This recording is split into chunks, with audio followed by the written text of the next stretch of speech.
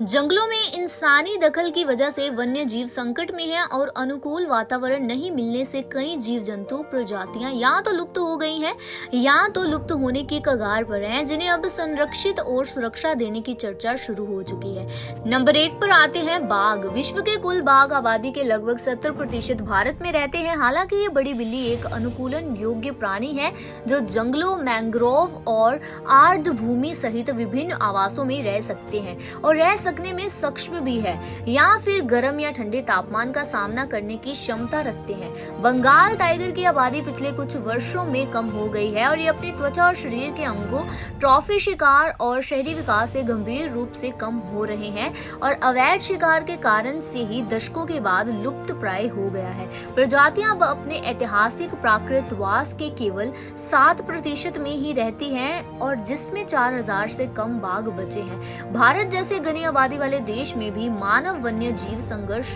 भी इसकी घटती संख्या के लिए एक महत्वपूर्ण कारक है। नंबर 2 पर आता है एशियाई शेर। एशियाई शेर अपने अफ्रीकी चचेरे भाइयों की तुलना में लगभग 10 से 20% छोटा होता है, जिसमें एक बड़ी पूंछ का गुच्छा और एक अलग पेट होता है। जैसा कि नाम से ही पता चलता है, एशियाई शेर जो कि ऐतिहासिक रूप से दक्षिण पश्चिमी एशिया से लेकर पूर्वी भारत तक के मूल निवासी थे, लेकिन अब प्रजातियों की पूरी आबादी केवल भारत में ही पाई जाती है। 2010 से international union for conservation of nature द्वारा एक लुप्त प्राय प्रजाति के रूप में सूचीबद्ध एशियाई शेर लगभग 500 से 650 ही बचे हैं। कई किसान अभी भी अपनी फसलों की रक्षा के लिए कच्चे और अवैध बिजली के बाड़ का इस्तेमाल करते हैं, जहां शेर अक्सर इसमें फंस जाते हैं और इसी तरह सिंचाई के लिए क्षेत्र में किसानों द्वारा खोदे गए लगभग 20,000 खुले कुओं के कारण शेरों के डूबने की दुर्घटनाएं हुई हैं। नंबर 3 पर आता है काला हिरन। गंभीर अवैध शिकार के कारण विशेष रूप से भारत के रियासतों में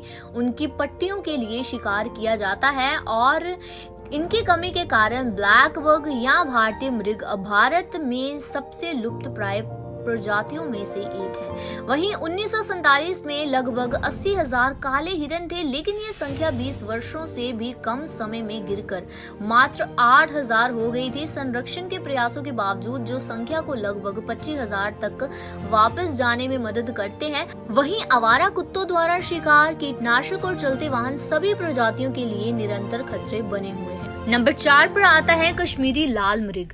कश्मीरी रेड स्टैग को दशकों से IUCN द्वारा गंभीर रूप से लुप्त प्राय प्रजातियों के रूप में सूचीबद्ध किया गया है और भारत सरकार द्वारा उच्च संरक्षण प्राथमिकता वाली शीर्ष 15 प्रजातियों में से एक भी है। इसी के साथ 1990 के दशक की शुरुआत में लाल हिरणों की संख्या लगभग 5,000 होने का अनुमान लगाया गया, लेकिन नाटकीय रूप से 1970 में लगभग 150 और 2015 में 110 से 130 तक रह गया। इसी के साथ भारत में इस गंभीर रूप से लुप्त प्राय प्रजातियों की रक्षा में मदद करने के लिए कई चल रहे संरक्षण अभियान इन मुद्दों से निपटने का प्रयास भी कर रहे हैं। नंबर 5 पर आता है एक सींग वाला गैंडा, यानी कि भारतीय गैंडे के रूप में भी जाने जाने वाला ये ऐसा प्राणी ज्यादातर भारत और हिमालय की तलहटी में पाया जाता है।